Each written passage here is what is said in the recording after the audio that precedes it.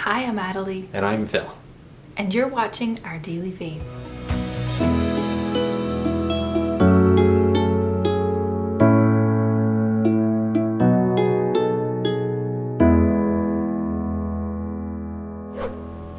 Today we wanted to talk a little bit about Our undying love for each other. or What our marriage is really like. so we've been together since high school. We're high school sweethearts. Long time. Sometimes I feel like people think that our marriage is easy, and I don't know why they would think that, because I don't think marriage is easy at all. I don't know if anybody does feel that way. Maybe there is somebody out there, but that's not our marriage. Our marriage is hard work. And I think the people that we've talked to about it were surprised at how hard it is and how much we've actually really struggled in our marriage. It's kind of like when you go to the library or a bookstore and you see this book that has amazing, gorgeous cover, and then you look inside, you're like, what the heck is this story? That's not our marriage. That's so mean. It's a terrible metaphor. But when you start reading it, it actually gets really good. Oh, that's so not a salvageable metaphor. Okay. Yeah. Here's the thing. It doesn't really matter what other people think about our marriage, but what I don't want people to get the wrong impression that marriage is easy and that we have it all figured out, and we certainly don't. I was saying to a friend that, and this surprised her, and I said, Phil and I have never had the marriage that we really want. She said, what? Really? I said, yeah, and it wasn't like, it's nothing I was trying to ever hide from anybody. It's just not something you bring up or talk about very often. I said, yeah, we really, really have to work on our marriage. I think the biggest turning point in our marriage was actually when you and I decided to fully surrender our marriage to God. Mm-hmm. And that took us 10 years into our marriage. If you're newly married, maybe don't wait that long. To kind of preface this, we have a very high expectation of our life. We do. We want a really fantastic life. So throughout the whole 12 years of us being married, and even before that, we've studied.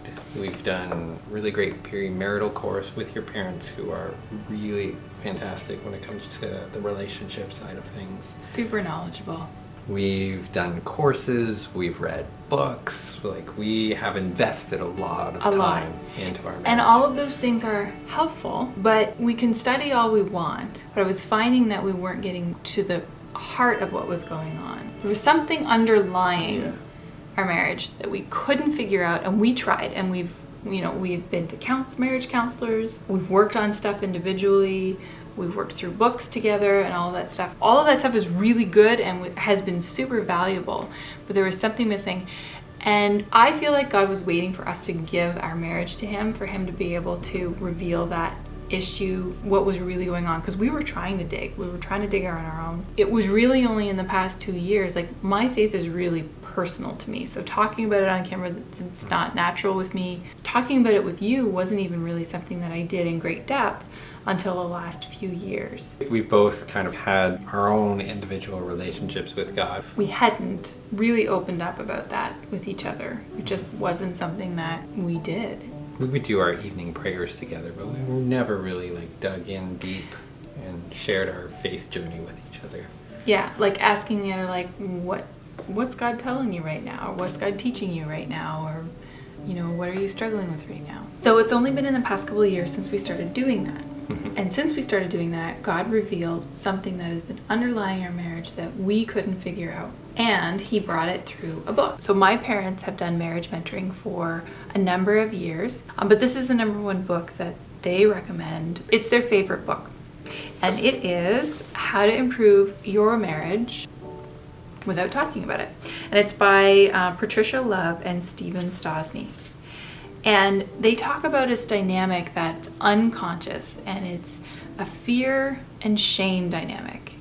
And they talk about how it's this unconscious reaction, this unconscious process that happens inside of us. For women, it's fear. For men, it's shame.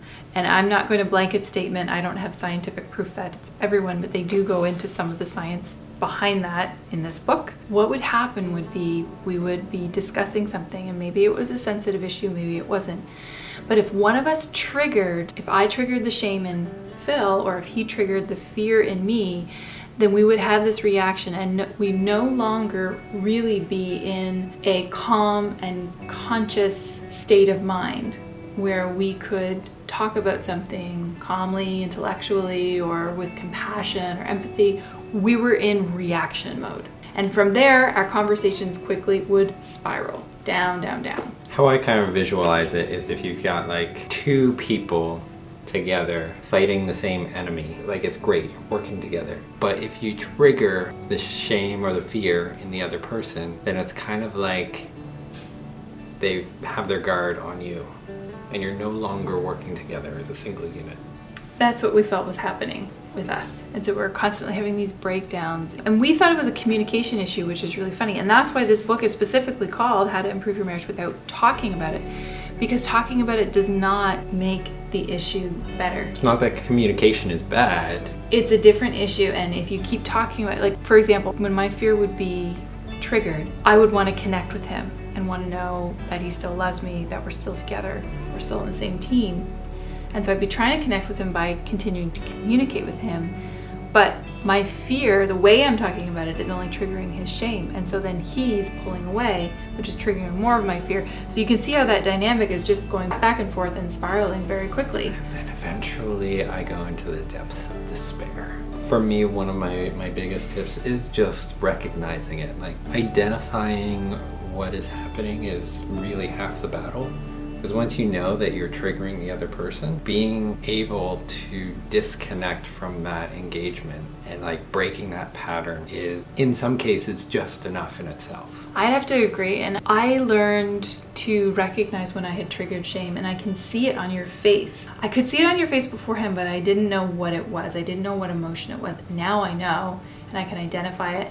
And so I know when I've triggered that, and I tend to have a sense of what it was that I did or said or how I said it that triggered it. And like you said, choosing to disengage from that interaction, just break the pattern. And the really interesting thing was then I started to notice those exact same reactions in our kids. Mm-hmm. I was thinking the that same was thing. Fascinating. When I talk really sternly to Caleb, I can Look of shame. see the look of shame come over him. And Elena doesn't react the same way. It's not that Elena doesn't feel shame. She does sometimes, but it's the proportions. I would not have been able to identify that emotion in Caleb. I would have known that he was upset, that something was happening, but I wouldn't have known that it was shame, and then how to then deal with that shame. If I make the mistake of speaking to him in too harsh of a tone and he gets that look of shame, and oftentimes what I need to do is to reconnect with him and to back right off that pressure, the anger, whatever that I'm feeling, and to reconnect with him. And Elena, the fear of disconnection, that's why she checks in. And I She know, asks, do you love me? Like we've triggered the fear in her. we know that she needs, some quality time, some cuddle time, a hug, a definite reassurance. Yes, we absolutely love you, and to work to connect with her again when that's been triggered in her for one reason or another. So it's a fantastic book. We highly recommend. Good If for you marriage are- and yeah. for parents. Yeah. For parenting. Both. We've found it helpful for those anyway. And the book is actually awesome, but I really enjoyed the audiobook. You can get it on Audible, and we will try to include a link to it down below. And if you aren't an Audible subscriber, I think you can actually get it for free for your first book. If you like this video, hit the like button, click subscribe to follow along on our journey. And you can check out this video if you want to. Come on, you know you want to. She loves me. I do.